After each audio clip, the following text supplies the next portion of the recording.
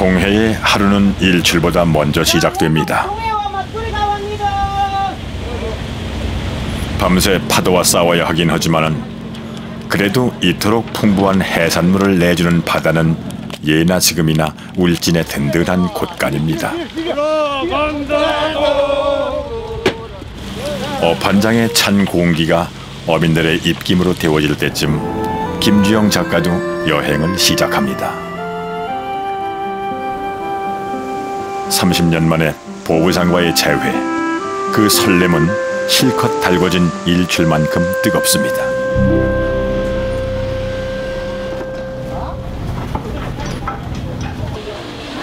어물 좋기로 유명했던 울진장은 자연스레 11형 장삿길의 출발지가 됐습니다.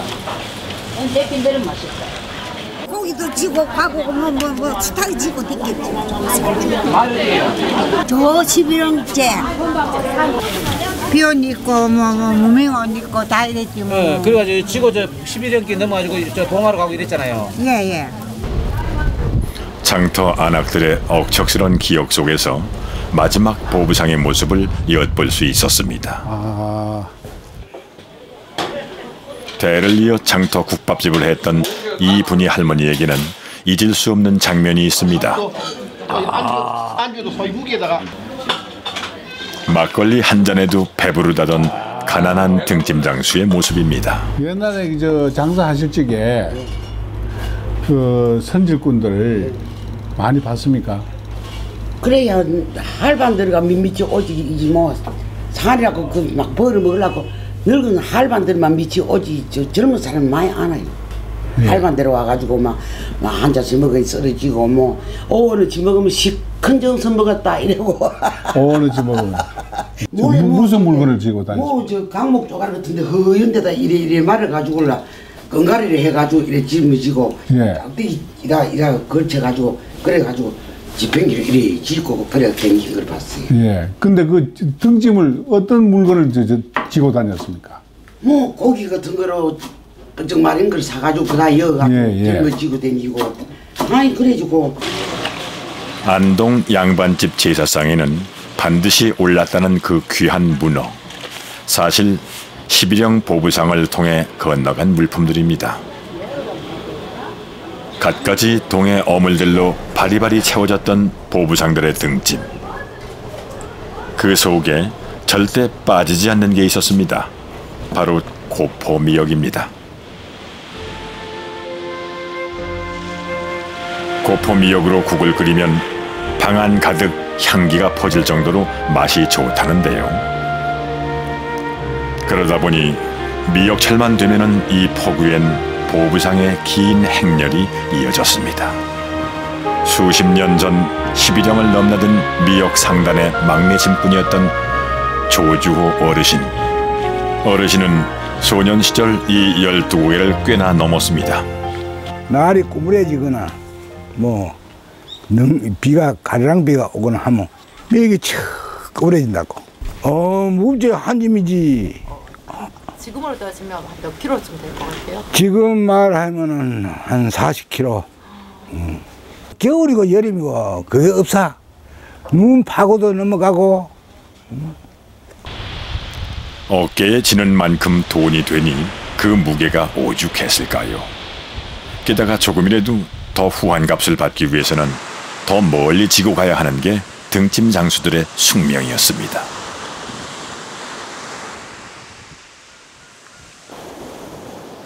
이제는 고지도에서나 찾아볼 수 있는 옛길이 되었지만은 고대로부터 11형 길은 동해안의 푸른 밥상을 저 멀리 내륙까지 날라주던 유일한 길이었습니다. 뿐만 아닙니다. 가는 데만 나흘이 꼬박 걸리는 11형 길은 한양에서 부임하는 원님도 걷고 과거 시험 보는 최진사댁 막내 도련님도 걸어야 했던 그 누구에게나 이어진 길이었습니다. 물론 개중에는 날품, 발품 파는 등짐, 보찜 장수들이 제일 많이 드나들었겠지요.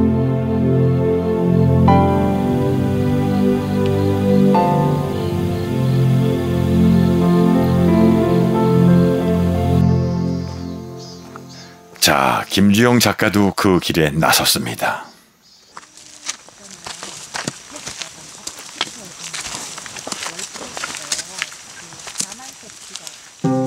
그런데 말입니다. 이 산길을 갔던, 아니 가야만 했던 보부상들은 어떤 이들이었을까요? 부쳐먹을 땅이 손톱만큼만 있어도 안 나선다는 11형 장삿길.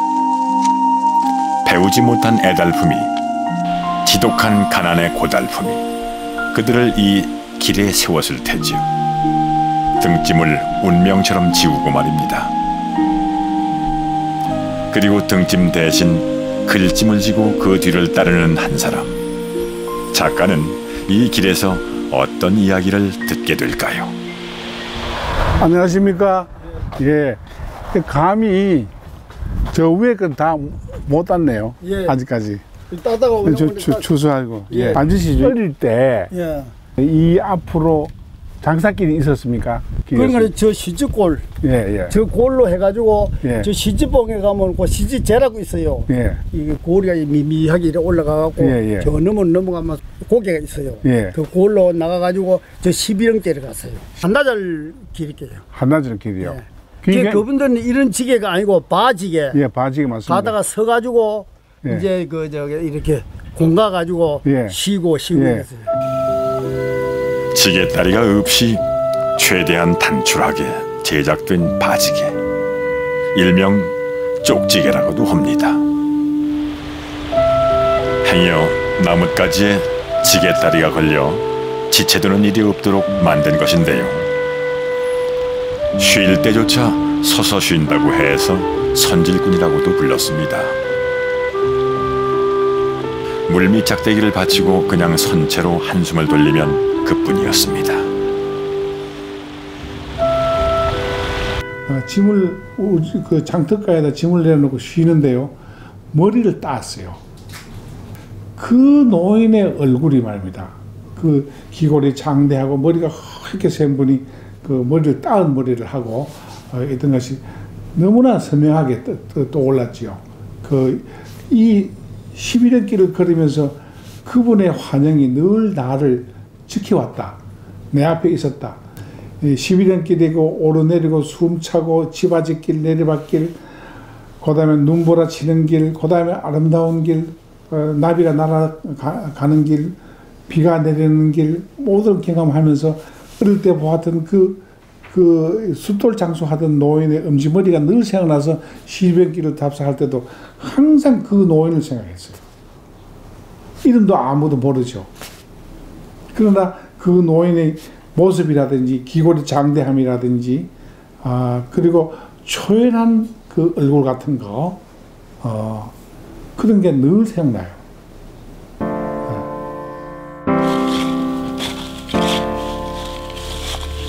작가에게 11형 고개는 어린 시절 숫돌장수에게서 엿본 풍진 인생길입니다.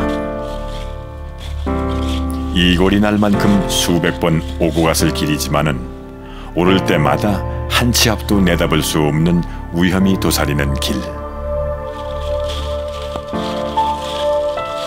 그래서 보부상 중에서도 장정들만 넘었다는 고개입니다.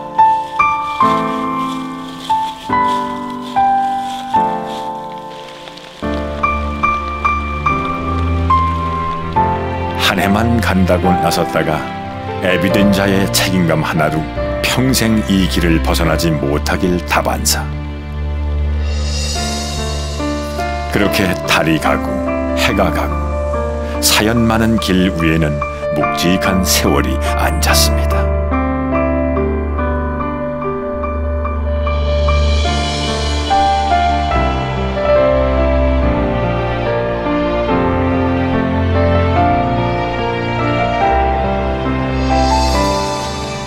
산에서 만난 방창극 어르신의 아버지도 11형을 넘었던 선질꾼이었습니다.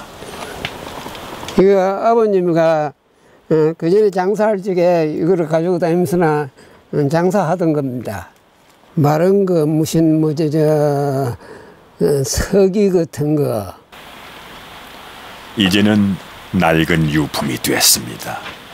하지만 아무리 세월이 흘러도 눈에 선한 모습이 있습니다.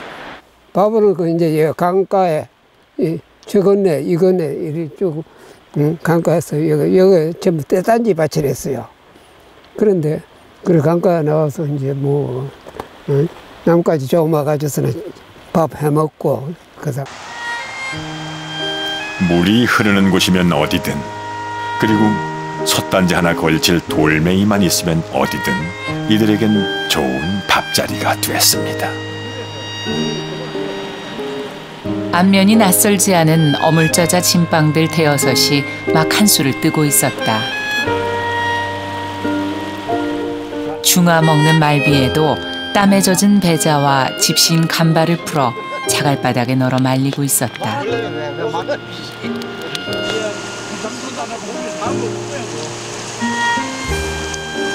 강바닥에서 먹는 점심이 뭐 그리 변변했겠습니까? 그래도 새벽에 집 나서느라 아침밥 거르기가 일쑤였던 이들에겐 달디단 첫 끼였을 겁니다.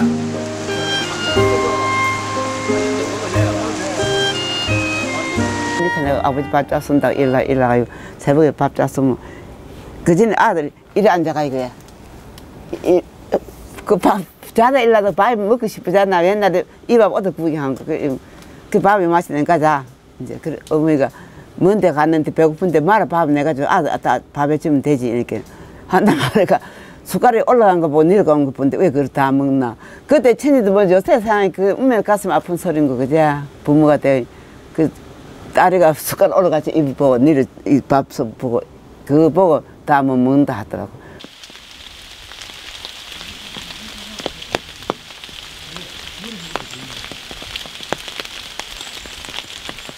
열두 고개 중에서도 가장 험하다는 셋째.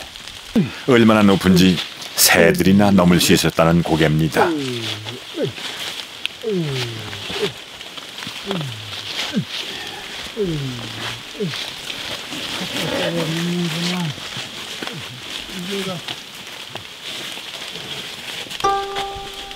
딱 죽겠다 싶게 지칠 때쯤 저 멀리 쉴 곳을 내어주는 셋째는 등짐 장수의 마음까지 안아주는 참으로 신령스러운 고개입니다. 그래서 이 채를 지날 때면은 반드시 들러 예를 갖춘 곳이었던 성황사. 세상천지 비빌 언덕이라고는 신밖에 없었던 가난한 이들. 이 험한 행로에 안전과 장사의 번성을 빌었을 테지요. 성황사를 보수할 때마다 만들어진 중수 현판들. 비용을 댄 명단과 계급이 적혀 있어 보부상 연구에 큰 도움이 됩니다. 행상 임소 계급이 다 돼 있어요. 도감이 둘이네요. 이거 보면은 이거는 조선 시대의 현판입니다. 이게. 근데 이때는 저 보부상들이 아주 조직이 탄탄했을 때 그때 그렇죠. 예.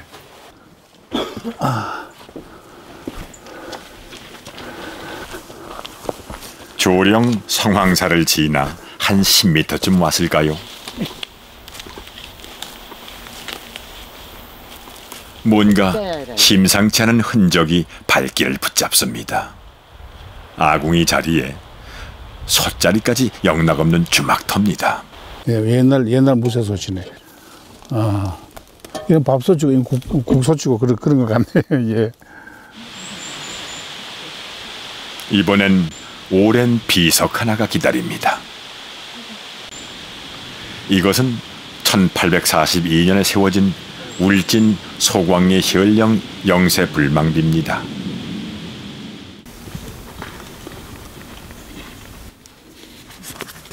무슨 일일까요? 작가의 표정이 사뭇 진지해집니다. 이게 비석이 딱 있는 거예요. 참 이상하다. 이 산중에 사람도 지나다니지 않는 이 산중에 왜 이 비석이 서 있나? 그리고 저 위에 주막터가 있고 성황사가 있고. 조선시대 기록을 보면은 이 비석은 반드시 사람들이 많이 지나다니는 많이 봐야 되니까. 선정비니, 영세불망비니, 뭐 이런 게, 이런 걸 백성들이 지나다니면서 봐야 되니까. 그러면 혈령에 또 현감에 이런 업적을 마음속으로 기리라고 사람들이 많은 길목에다 반드시 저기 비석을 갖다 세운다고. 그래서 비석거리라고 그래요. 요사이 번화가를 옛날에는 비석거리라고 그랬다고. 그래서 여기가 번화가였구나. 주막도 있었고 성황사도 있었고 번화가였구나. 그런 생각에서 이제 이 얘기를 제가 객주 10권에 첫째 나오는 게 이 세제 주막이라고.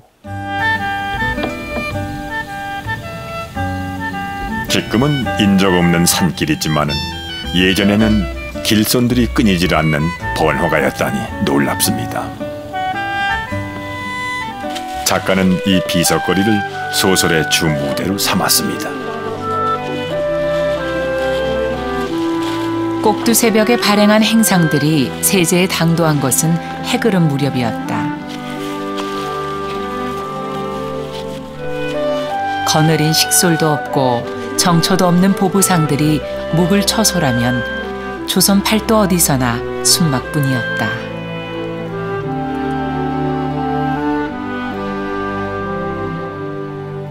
노숙도 허다한 장삿길에 지붕이고 잘 수만 있어도 고마운 일이었습니다. 고단한 하루의 쉼표 같았던 그 주막으로 작가도 따라가 봅니다.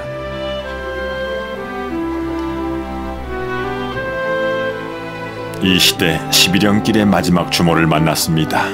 19의 주막으로 시집을 와 70평생을 주모로 살았습니다. 반찬은 뭐였습니까?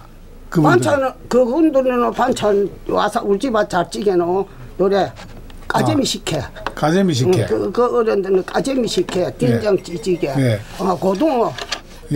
집만 지고 자기네가 팔로 오면 그걸 한 마리씩 또 줄 때도 있고. 한 마리씩. 한 마리씩 줄 때도 있고. 그 밥을 해 먹으면서 막걸리도 한 잔씩 곁들이고. 그래 이제 집에서 막걸리를 항상 많이 해놓지요. 해가지고 이제 이런 이주전 데다가 2대씩 사람 서이면 이래 2대. 그래가지고 뜨끈뜨끈 막걸리도 떠사야 돼요. 그래야 속에 들어가면 화끈하고 좋다고. 아이고 아이고 고맙습니다. 집에서 담가시면 맛있게 다 먼저 뿌리면 진짜 잘 죽겠는데. 아이고 막걸리 맛이 좋습니다. 아주 우리 집에 소문 났지. 소문 났고 밤에 잘 때 군부를 아무리 뜨겁게 대도 뜨겁다 소리 안 하지. 그렇죠. 궁디가 다 뒤인데 해도 안 해. 궁디가 뒤에도 뜨겁다 소리 안 해. 아니. 그래 아침에 나가지게는 아이고 피로가 다 풀립니다. 얼마나 아저씨요 참 피로가 풀리고 쉬고 좋습니다. 그래 가자고 친구들도 막 데리고 같이 자고. 방은 쪼맨해도 자찌게 보면 막 억지로 막 찌게 자니. 주모의 생생한 이야기로 작가의 글집을 채우는 이 밤. 보부상들은 종일 짊어졌던 등짐을 이 주막에서나 겨우 내려놓았을 겁니다.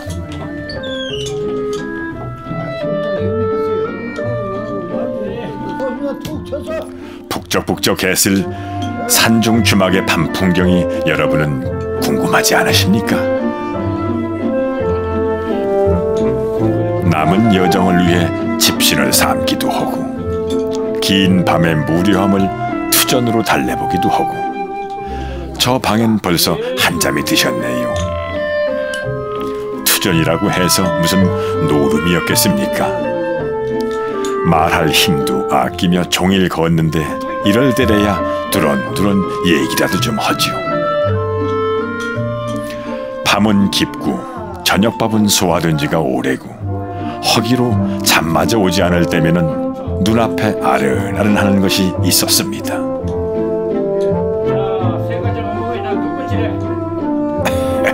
어쩌다 한번 험한 11형길에 이런 재미라도 있어야지요.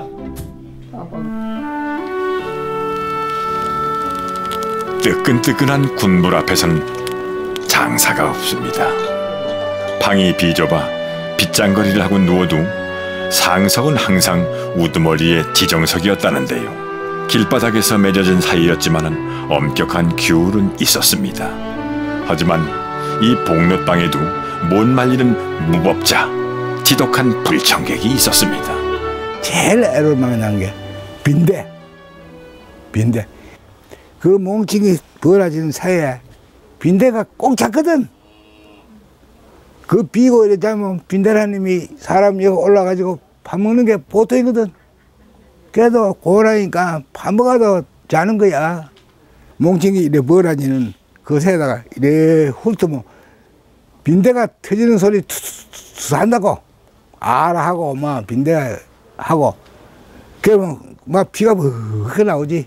걔도 그거를 비고 고나니까 잠은 자야 되고.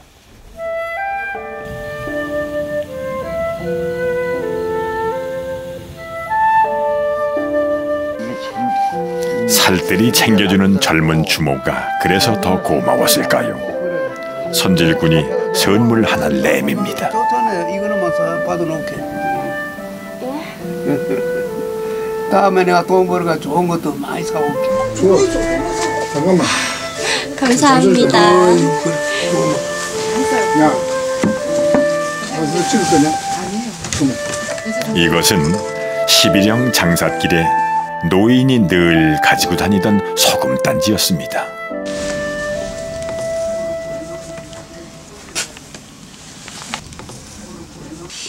이 소금단지가 어찌된 소금단지입니까? 이게 옛날에 선짓구이가요. 예. 빈대가 찢어가지고 예. 선짓구를 잤디만은 예. 그래 그분들 갇히게 예. 나도 고맙다고 이게 소금 단지로 예. 이따 소금 지어가지고 밥을 해먹던 단지로 저를 주면서 아, 예. 오래 간직하시라고. 예. 그래 그때 이 선물 받으실 적에 아무것도 없이 소금만 들었지. 소금만 들었지요. 소금만. 소금을 밥을 해먹을 적에 반찬 없이 있겠네. 지금이야 참 별것 아닌 것 같아도 이 소금단지 안에는 11형에 그토록 많은 보부상들이 다녔던 그리고 다닐 수 있었던 이유가 담겨 있습니다.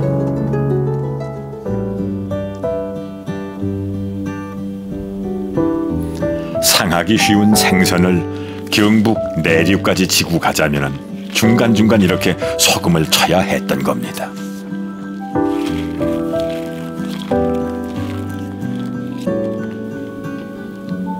그런데 말입니다. 당시 쌀값보다도 비쌌다는 소금, 게다가 갯벌이 많은 서해도 아닌 수심이 깊은 동해에서 선질꾼들은 어떻게 쉽게 소금을 구했을까요?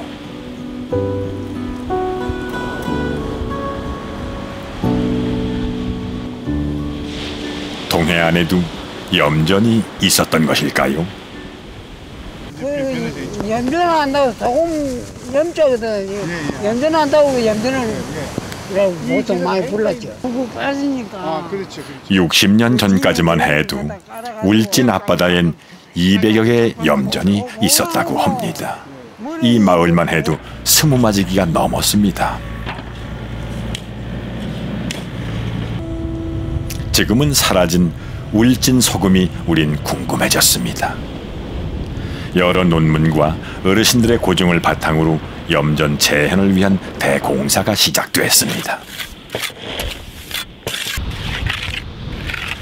우선 땅을 다져 진흙을 바르고 그 위에 마사토를 깔고 도랑을 내어 소금밭을 만듭니다. 갯벌이 없는 동해에서 소금을 얻는 과정은 짜디 짠 노동의 연속입니다. 어느새 뭐 문제 그래 자꾸 얹으라니까 자꾸 얹어 물 그제 한 달에 얹어가지고 자꾸 얹으라고.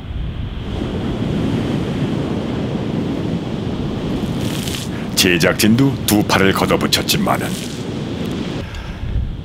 젊은 시절 직접 염전 일을 하셨다는 연부 이진석 할아버지 눈에는 아무래도 영 시원치 않습니다.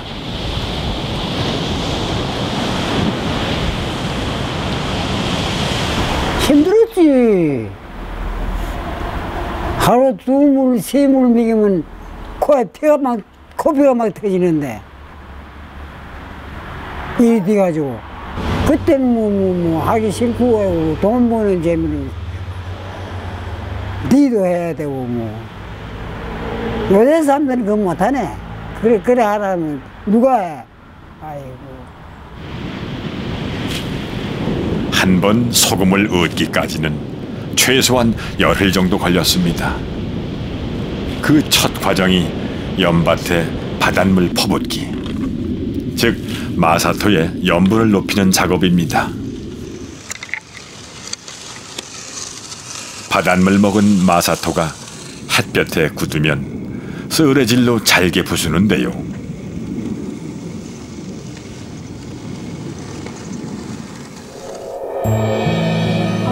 바닷물을 먹이고 햇볕에 말리고 쓰레질로 부수고 뒤집는 이 과정을 최소한 7, 8번은 반복해야 합니다. 그렇게 열흘이 흘러갑니다.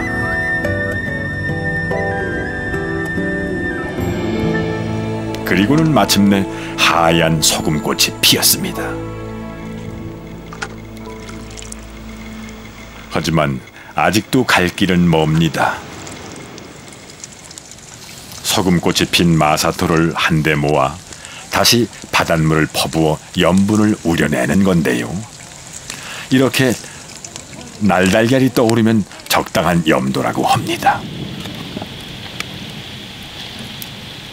이제 바다는 짠물을 끓이는 일만 남았습니다. 그때는 장갑이 있었나 손이 갈라져가지고 소매대가 막 갈라져가지고 그때 뭐 별다른 약도 없지. 그다 실 차창 감았다고 시로 그렇게 따개진 데다 소매대가 버려진 데다 많이 따갑지. 그 소금물 들어가면 점점 더 갈라지지. 돌이켜보면은 소금보다 더 짜고 연기보다 더 매운 게 여망이의 인생이었습니다.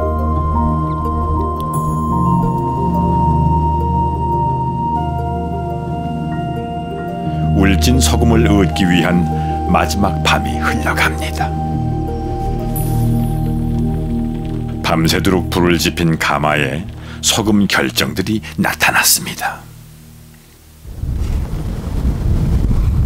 이거 소금 아니고 그때 했던 게 이게 뭐 소금색이 있는 거예요. 이게 소금인 거예요.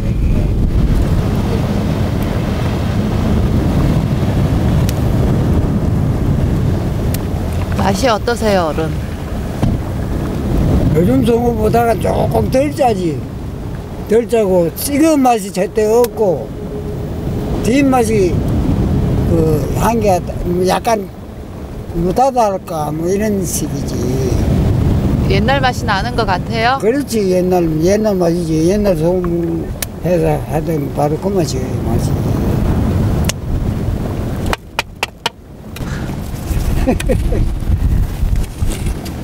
무슨 일이지? 울진 소금은 태어난 고향의 빛깔 그대로 흑빛이 도는 토염입니다. 황금 소금이라고도 불렀죠. 맛이가 제일 좋다 이까네. 울진 시장에 팔러 가야 이 소금뿌이 안 팔린다 이까네. 이거 한만대들 전부 이고 가서 할반 내가 져다 주면 집에다 져다 주면은 한만 내가 방태에 놓고 대로 놓고 팔고 그랬어 옛날에는. 그래가지고 맛있다고 제일 잘 팔려서.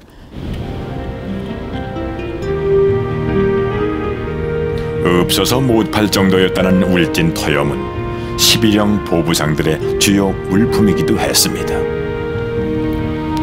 소금이 귀하던 시절이니 그 값은 쌀값과 견줄만 했다고 하는데요. 내륙으로 가면 갈수록 이문이 더 붙는 거야 당연한 일이 아니겠습니까? 그러니 어깨에 쇳덩이 같은 소금찜을 지고서라도 멀고 험한 길에 올랐던 것입니다. 동해의 울진 토염이 아니면은 소금 맛을 볼 길이 없었던 산간 내륙의 사람들. 그 유명세는 탱리지에서도 확인이 됩니다. 탱리를 그렇게 봤으면서 기지를 그냥 책상 옆에 놓고 있다시피 했는데 그건 내가 발견을 못했다고. 울진에 토염을 가지고 부호자 된 사람이 많다. 그런 기록이 있는 줄 몰랐다고. 그래요. 자기들이 이제 소금을 아무리 생산을 많이 해도 팔아주는 사람이 그걸 유통시켜주는 사람이 없으면은 그 사람이 부자 될 리가 만무하지요. 아, 그래서 이 길이 굉장한 길이었구나. 그래서 제 소설에는 그냥 소금 상단으로 나와요. 뭐 어물 상단 뭐 아니고 소금 상단, 소금꾼. 울진에서 봉화로, 바다에서 산중으로, 그리고 동과 서를 연결하는 11형 12곡의 길은 바로 소금길이었습니다. 보부상들의 등짐에 돈이 드는 소금이 가득하니 유난히 도적의 출몰도 잦았습니다.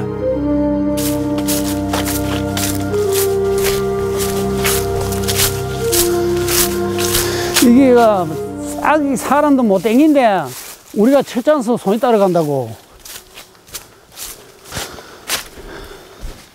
무인지경의 깊은 계곡, 사건은 이곳에서 터졌습니다. 아니 여기서 발견해가지고 죽었는 거로 저기 사냥 오다가 발견해가지고 묘로 요다 썼어요. 요 내가 여기서가 발견해가지고 그 나가가지고 마을 사람을 동원해가지고 그래 올려가지고 요 바로 앞에다 갖다가 요거다 묘로 쓰고 돌고 찌직하는 게가 요 돌기래.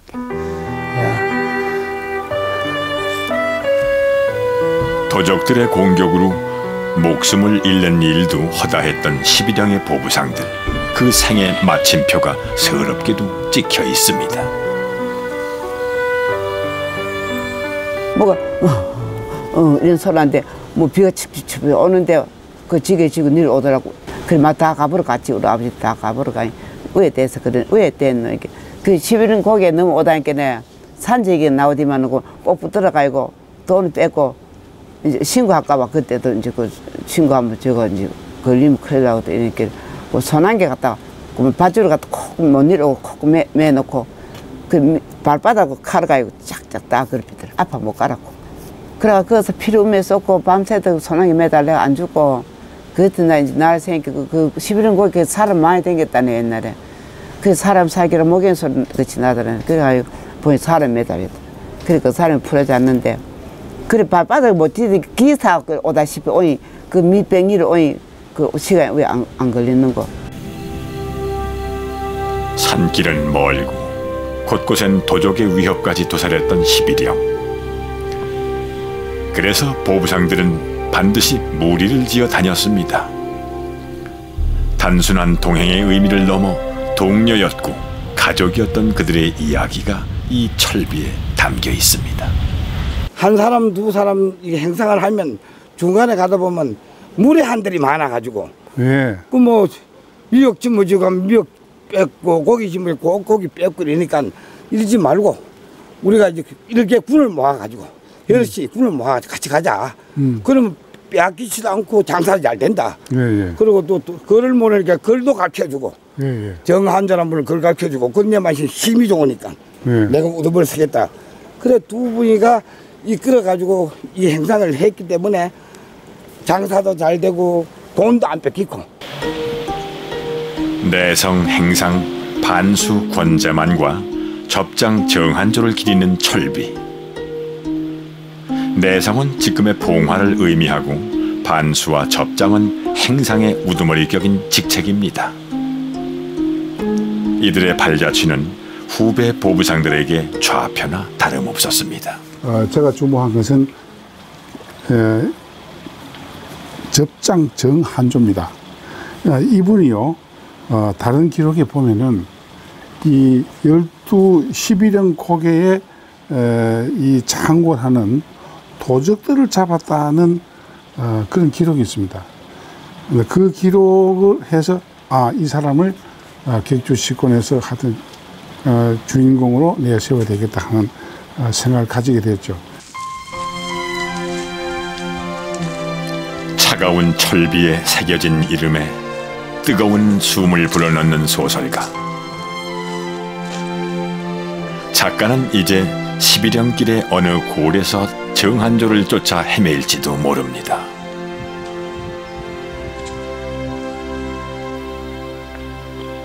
이제 그 길고 길다던 11형길에 8화를 넘었습니다.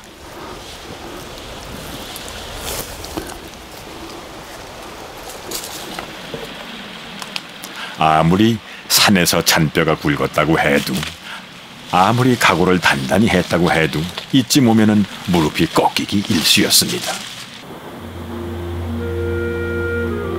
가파른 고개를 넘자 이번엔 벼랑길입니다.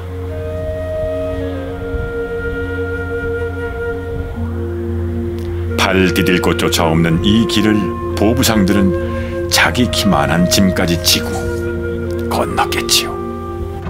막 돌기 어덕떠덕해. 근데 그 약간 그 사람이 땡길 때 급히 얼른 건네 가버려야 돼. 겁이 나가지고 아들. 좁아서요? 길이?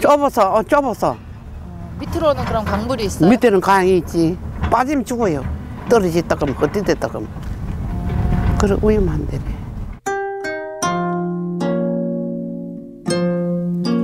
몇 년 혹은 몇십 년을 두고 11형을 넘나든 이력을 가진 보부상들도 벼랑길에서 실족하여 평생 고지를 얻는 사례도 허다했다.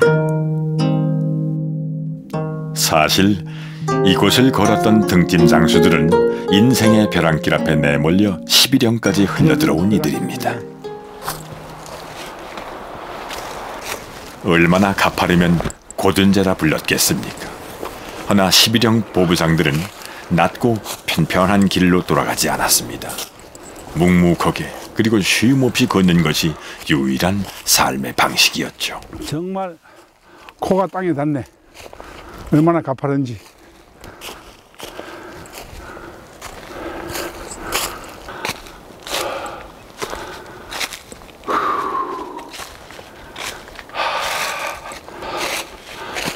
객주를 쓰기 위해 전국 8도 안 다닌 장터가 없는 그이지만은 굳이 이 힘든 산길까지 걷는 이유는 무엇일까요? 사람은 막 변하고 물건도 변하고 집도 변하고 다 변했지만 산천은 변하지 않는다 이거예요. 어? 이 길도 마찬가지. 이 길도 오래된 길이긴 왜 찾아다니느냐. 이 길 감으로 해서 옛날 사람들이 뭘 봤단 말이야. 이 주변에 이 길을 본 게 아니고 이 주변에 무슨 산이 있고 그 산에는 어떤 나무가 자라고 그런 걸 보는 거예요. 그걸 소설에 도입하는 거죠. 그래 소설 속의 어떤 정치를 위해서 이 험한 길을 내가 일부러 찾아다니는 거예요.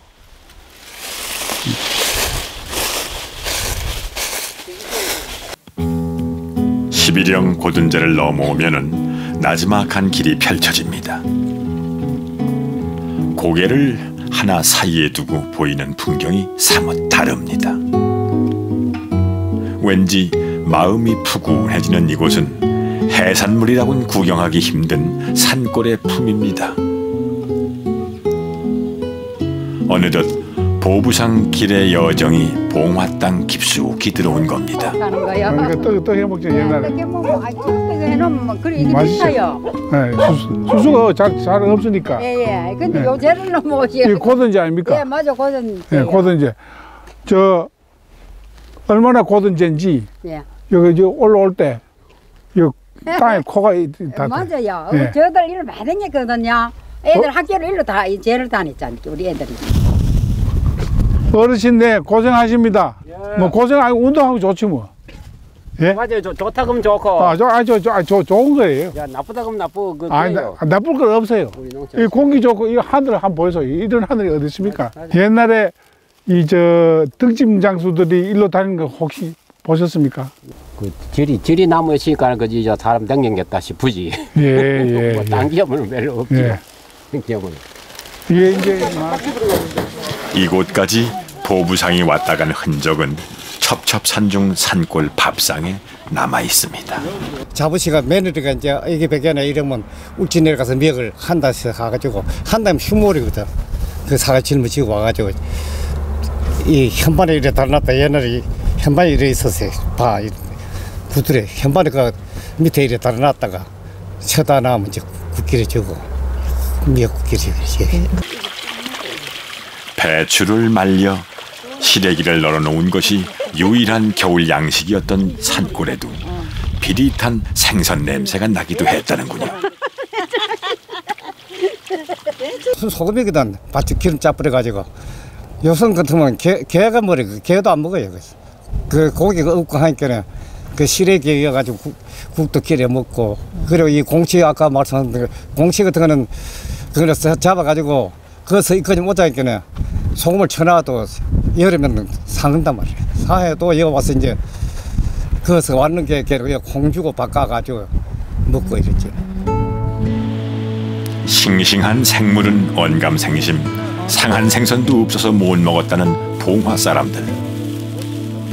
등짐 장수들이 이동 중간에 상하지 않게 염장을 했던 습관은 경북 북부 지방의 오랜 식문화로 남게 되었고, 지금은 별미이자 진미를 통하는 간고등어를 탄생시키기도 했습니다.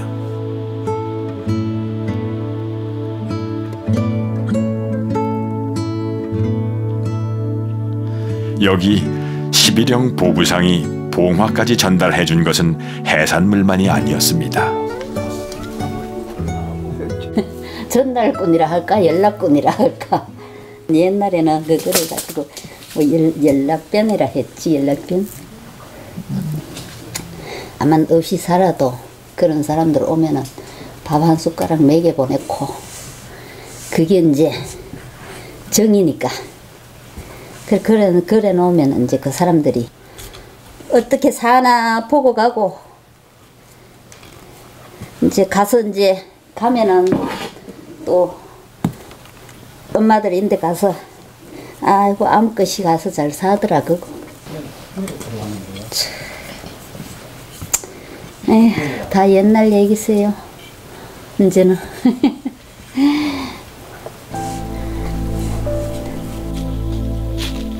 각지의 산물을 유통시키고 문화와 정보를 전달해주던 보부상. 그들의 날랜 발자국이 옛 이야기 속으로 사라지기 시작한 건 일제강점기 즈음입니다. 그 후 모질게도 가난했던 시대가 수많은 우리 이웃들을 이 길로 내몰았습니다.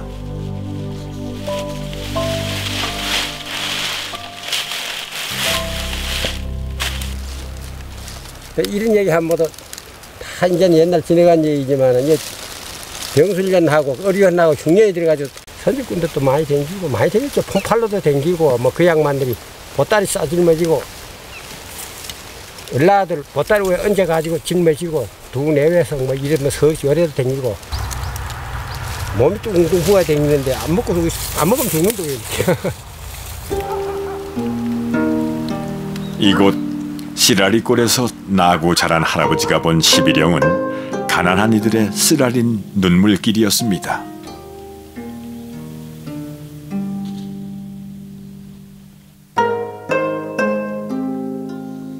수십 년 전 새색시였던 주구목 할머니는 11형길로 생선을 팔러 다녔습니다. 그래 그 여디가 요새 이 다리가 아파 서지 못합니다. 지야 기사 영감 할머니 카페 먹고 때 사는 게 내려놓습니다. 얼마나 많이 걸으셨는데요? 아이고 여기서 글로까지 가자면 100일에 저로 서포장터까지 가면 100일에 걸어 다녔어. 100일.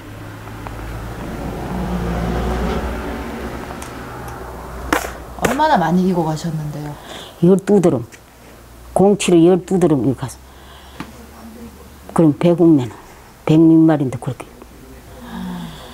아이고 이 말도 하지 마. 되게 험하던데 그걸 다 이고 가신 거예요? 그럼 저런 데로 올라가다 대가리는 아프지, 다리도 아프지, 허리도 아프지.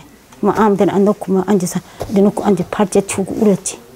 그걸 이 앞에 놓고 고기 버지기를 앞에 놓고 울어. 말도 맞아.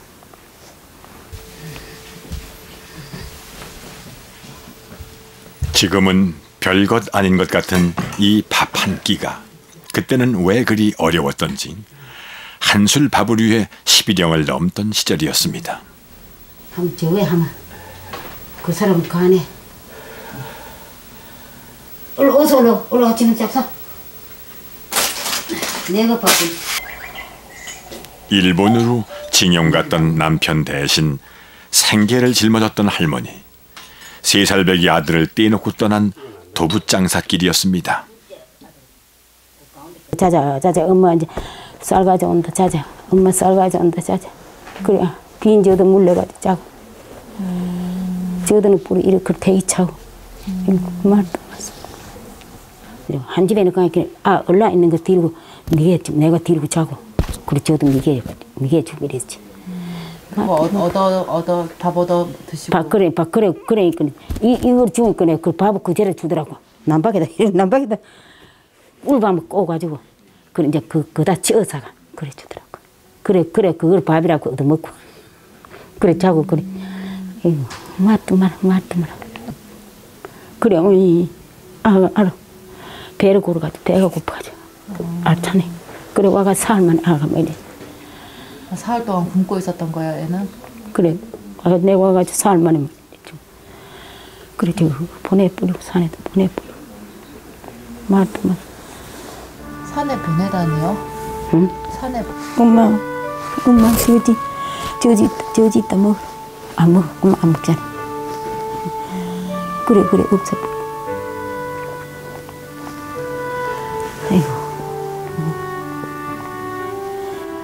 그래 니 잘 간다. 그래 가라. 가면 내가 냉제 니 찾아가 하면 내가 이랬어.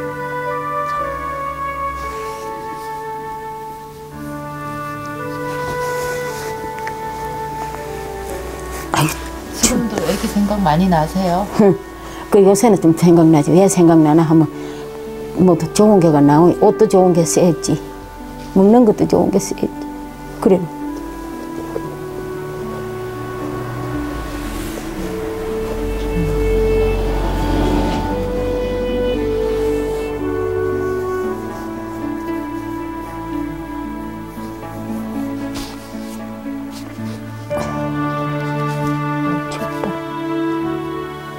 할머니 그 길 다시 가라면 가시겠어요? 이제는 못 가.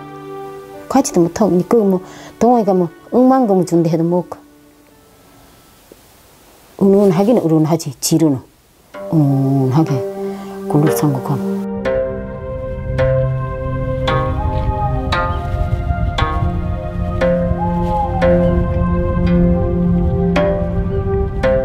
안간 힘을 쓰며 12고개를 넘었고 굴곡진 시대를 건넜던 그 서러움의 노래가 굽이쳐 흐르고 있습니다.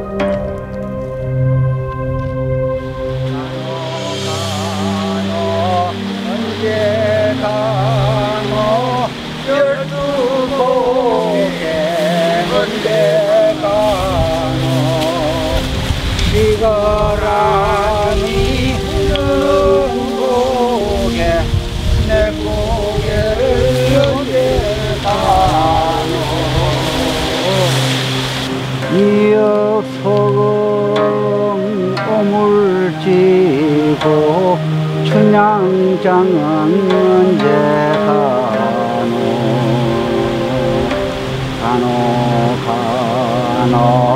언제 가노. 지금 가면 한 반은 눈물을 안 흘리는 사람이 없어. 엄마. 험하지. 그래 11인 고개 줄은 태산 지고 갔다 왔다고 어디 하나면 그런다고 그 새끼미게 살기냐 했다고. 그야말로 태산을 이고 가는 아득하고 막막한 길이었습니다.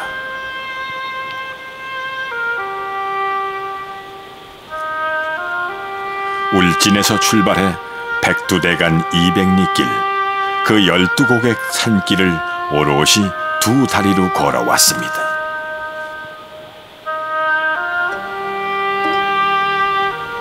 이 고개 넘어 이 길 끝에 보부상들이 가고자 했던 곳은 어디였을까요?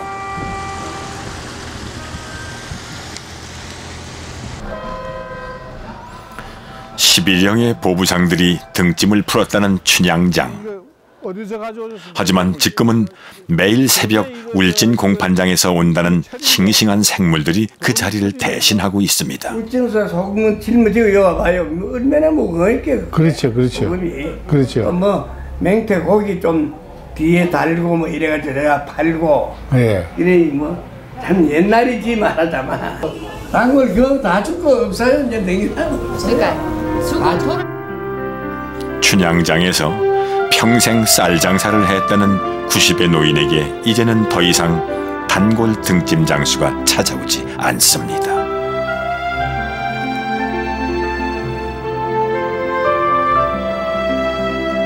우리 시대의 마지막 보부상들은 11형 길과 함께 사라졌습니다. 잡초처럼 강인했던 그들의 삶은 어디로 흩어져 버린 걸까요? 이곳은 98년에 저수지가 생기면서 수몰되었다는 봉화 오전 마을, 일명 오동나무골입니다.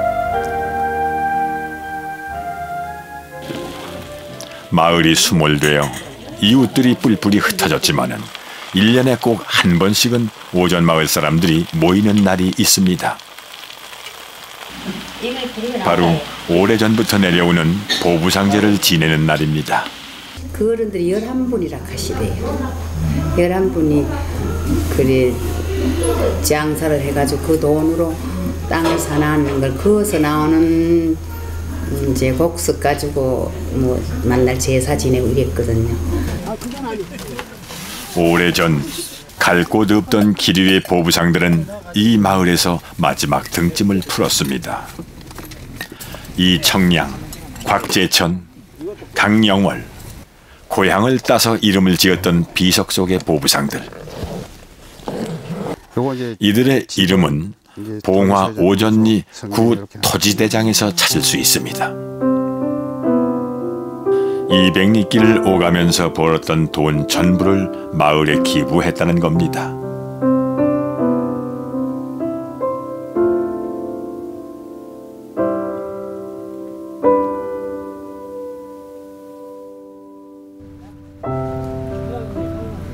불교에서는 5,000겁의 인연이 쌓여야 이웃으로 태어난다는데요. 처자식 없이 한평생 떠돌다 뿌리를 내리고 이웃을 사귀었을 땐 그 의미가 얼마나 컸겠습니까? 왜 이렇게 추운데 오느냐고. 예전 어른들이 등금 머시기 해가지고 짐져가지고 버려는 머시기를 가지고 제사 지내주는데 우리라도 자손맥으로 참석해줘야 고맙지, 좋지. 매년 와요. 매년요? 그러니까 사실 이렇게 혈육도 아니고 아시는 분 아니잖아요. 예. 그런데도 매년 와요. 왜 그렇게 오시게 돼요? 예? 그냥 오고 싶었어요.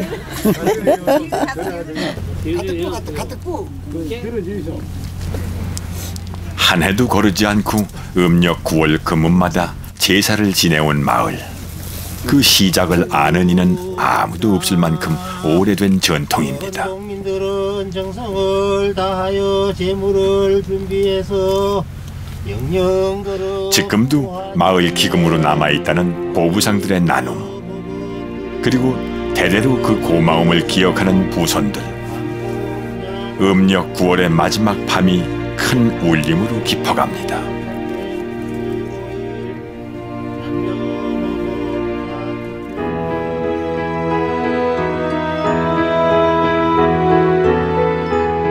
열두 고개를 넘고 시대를 통과하며 보부상들의 발자취를 따라온 길. 그 길 끝에서 작가를 기다린 것은 다름 아닌 그들의 꿈이었습니다.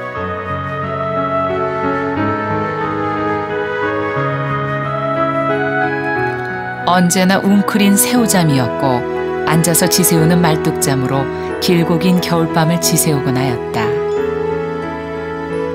그들의 평생 소원은 뜨끈뜨끈한 구들장에 엉덩이를 지지며 잠드는 것이었다.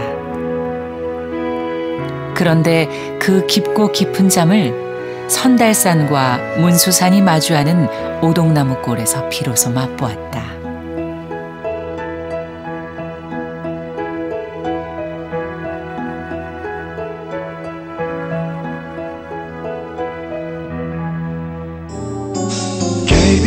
KBS 한국방송